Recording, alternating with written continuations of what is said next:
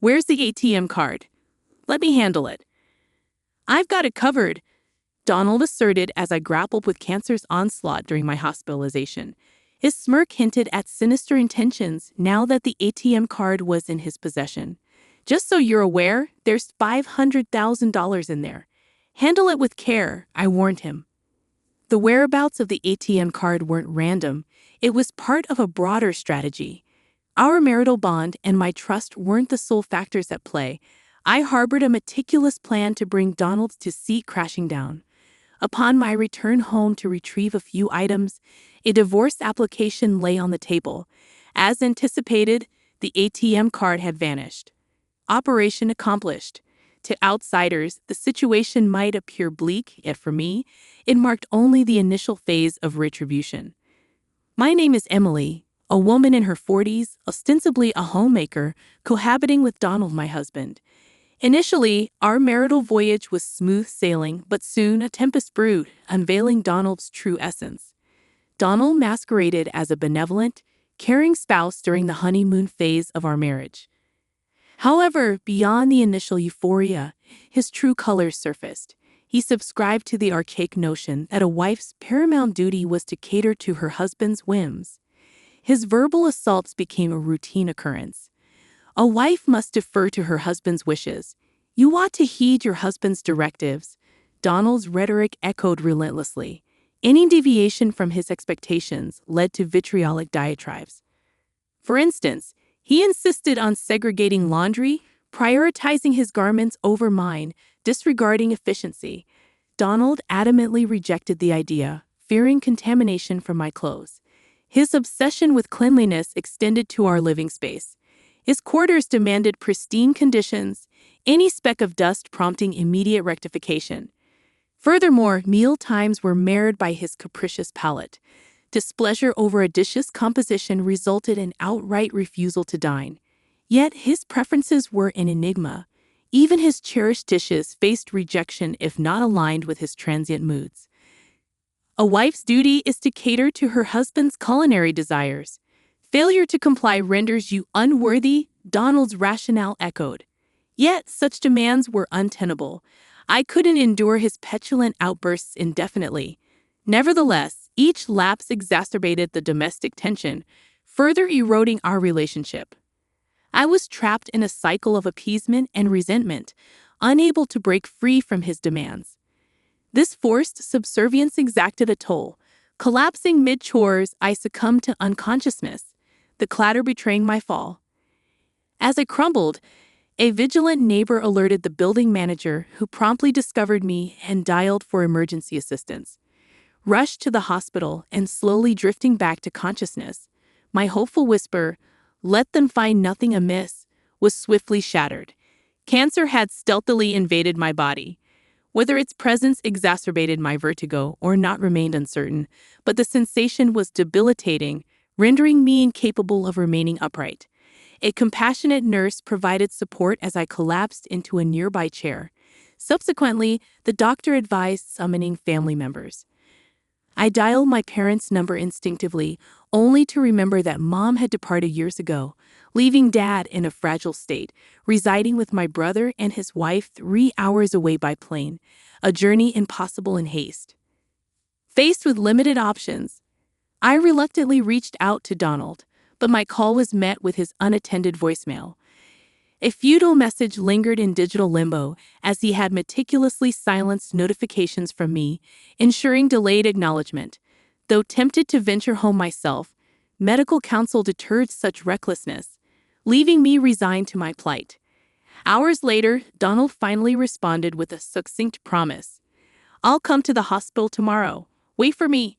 His terse message, devoid of concern, weighed heavily on my already burdened spirit. Earlier, I had explicitly implored Donald to deliver my essentials promptly, a change of attire, toiletries, and other necessities essential for the day's exigencies. Despite my persistent pleas, silence pervaded his end, amplifying my distress. When he eventually acknowledged my plea after a prolonged interlude, his retort, "Shut up and be quiet," struck a discordant note, particularly given the urgency of my situation. Disappointment mingled with resignation as Donald failed to materialize at the hospital, further eroding any lingering optimism. I endeavored to temper expectations, yet a sliver of hope stubbornly persisted, intensifying the agony of my inaugural hospitalization. The compassionate gestures of the nursing staff, though comforting, served as a poignant reminder of my solitary ordeal.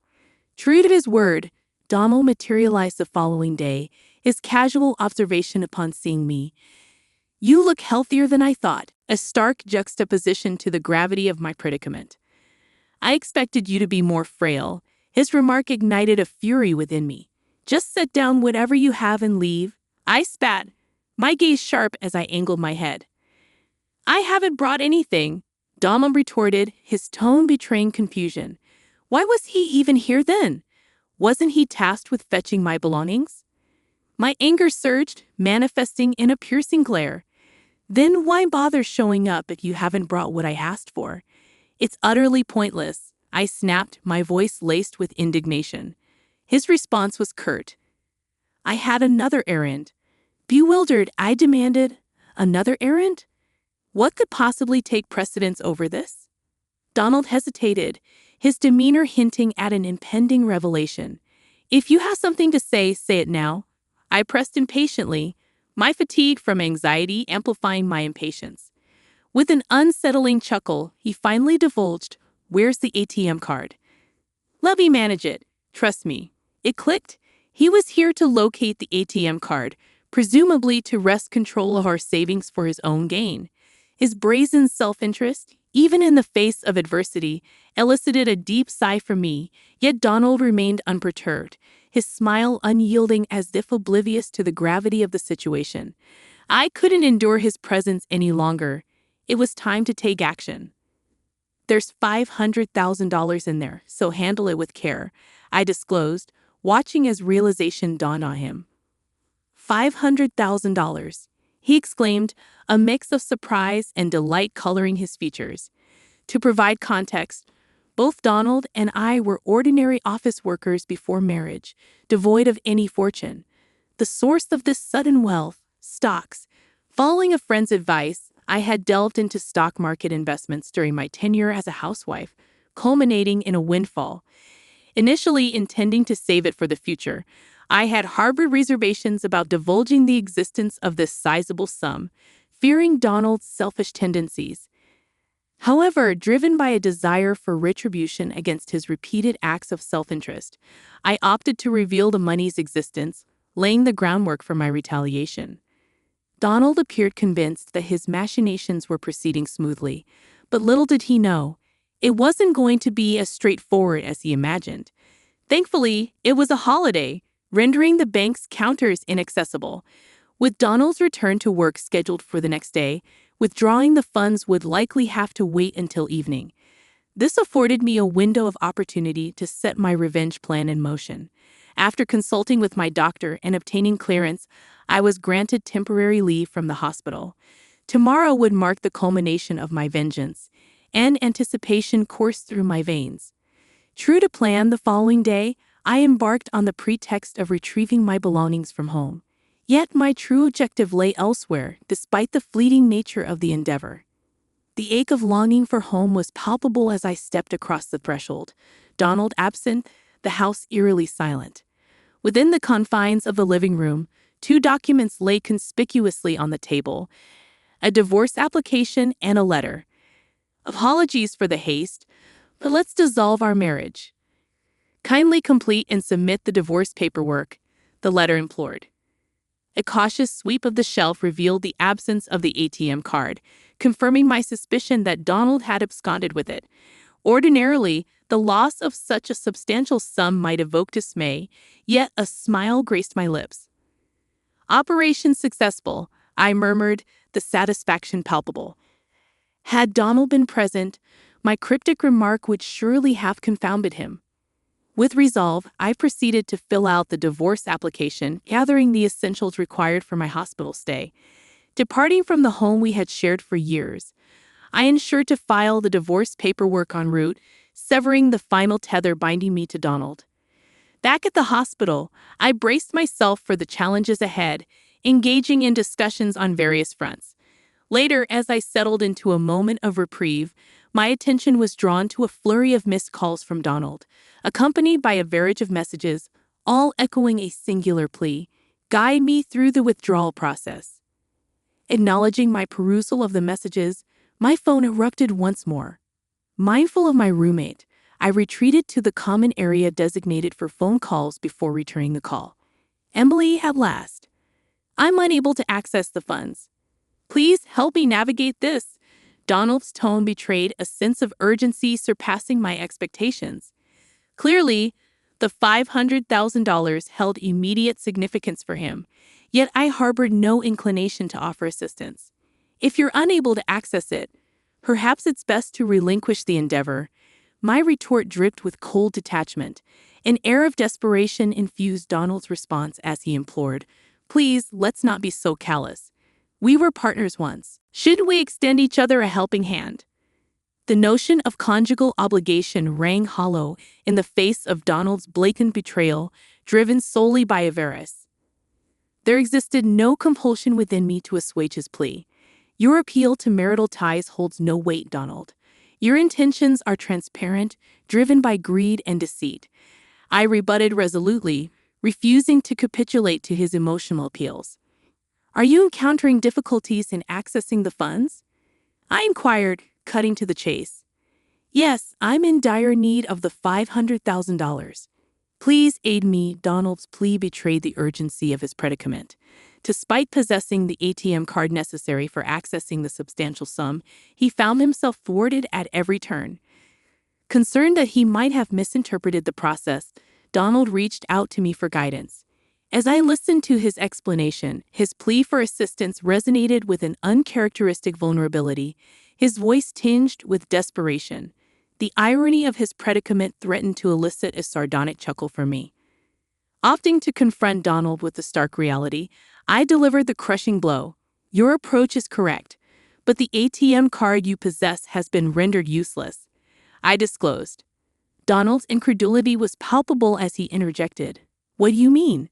An ATM card should function normally, a sentiment rooted in logical expectation, yet futile in this instance. Why? Because earlier today, I reported it stolen. I revealed, punctuating the revelation with a weighty silence. Donald's stunned silence echoed through the receiver, the gravity of the situation sinking in. That day, en route from the hospital, I had visited the bank and initiated the necessary steps to report the theft of the card. Donald's illicit acquisition of my ATM card, with intentions of claiming the $500,000 for himself, amounted to theft in its purest form. It was only fitting that I took decisive action. The card he possessed was now incapable of accessing the substantial sum. Furthermore, our matrimonial bond had disintegrated. He could no longer hide behind the guise of spousal privilege. Donald himself had extinguished any possibility of accessing the $500,000. How does it feel to be outwitted by the very person you belittled? I mused aloud, my weariness punctuating the exchange. I need the $500,000 right now, please. I'll do anything, just give me the money. Donald's plea echoed with desperation, his urgency palpable. Yet I struggled to comprehend the sudden need for such a substantial sum. Why the sudden urgency for $500,000? What have you gotten yourself into? The ominous uncertainty gnawed at me, compelling me to seek clarification from Donald. In response, he began to unravel the tale of his misfortune. 2 days ago, upon learning of the $500,000, Donald rashly resigned from his job, anticipating a windfall. He squandered a significant portion on gambling, accumulating a staggering debt of $300,000. The situation grew dire as creditors demanded repayment within a week, threatening Donald's precarious future. Deluded by the notion that the ATM card linked to the $500,000 would resolve his woes, he continued his reckless spending unabated. However, his misguided optimism was shattered when his attempts to withdraw the funds from the bank proved futile. Stripped of the $500,000 lifeline, Donald faced an uncertain fate. As Donald recounted his plight, panic laced his voice, rendering his plea for assistance all the more poignant. His distress seemed genuine, devoid of deceit or pretense. A heavy sigh escaped me as I processed the depth of his folly. Donald's reckless pursuit of wealth had led him down a perilous path, squandering $300,000 in mere days. The version of me that once endured his transgressions and lived modestly alongside him might have entertained notions of extending aid. But now, devoid of any remnants of affection for Donald, his pleas elicited no sympathy, only a wry amusement at his misguided expectation that I would come to his rescue. Yet Donald persisted, his pleas now tinged with desperation. "Please, you're my last hope," he implored. His persistence grated on my nerves, an unwelcome distraction from my pressing need for treatment. This predicament was entirely of Donald's own making. Had he demonstrated even a modicum of care as a husband and fulfilled my request to retrieve my belongings on time, I might have considered sharing some of the $500,000 with him. But his indifference spoke volumes. "I'm sorry, but I refuse to provide you with the $500,000 or offer any assistance. This is your burden to bear. After neglecting your duties as a husband for so long, it's cowardly to seek help now simply because we're technically still married," I asserted, my tone unyielding. "Don't be so heartless. Our history together as husband and wife can't simply be discarded with a piece of paper." Donald attempted to appeal to the remnants of our past. "What history? You've only ever leaned on me," I retorted, unmasking his attempts to manipulate the situation to his advantage. "I won't give in to your pleas, no matter how desperate you become." Donald's desperation only seemed to intensify. "Please, Emily, I'm begging you. You're my only lifeline. If you abandon me now, I don't know what will become of me." His words bordered on blaming me for his misfortune. Yet it was Donald who bore sole responsibility for his predicament. Had he not squandered recklessly, he wouldn't be facing this uncertain future.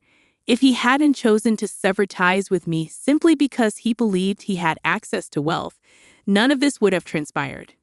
Enough with the excuses. You're facing the consequences of your actions. Deal with it yourself. Goodbye. With those words, I terminated the call. Ignoring subsequent attempts from Donald to reach me, I took the proactive step of blocking his contact to forestall any further communication. With the divorce papers filed and formalities completed, Donald and I were now strangers, our ties officially severed. Embracing the newfound liberation from my past, I confronted my battle with cancer head-on. After a grueling struggle, I emerged victorious and was discharged from the hospital. Through a friend, I learned that Donald's whereabouts remained a mystery since our last encounter. Bereft of contact with me, he resorted to desperate measures, reaching out to family and friends in a bid to borrow money.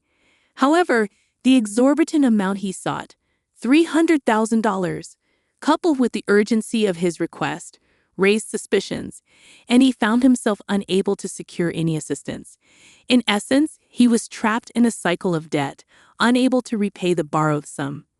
Though uncertain of Donald's fate, it was evident that he was enduring a fate worse than hell itself. A profound sense of satisfaction washed over me at the thought.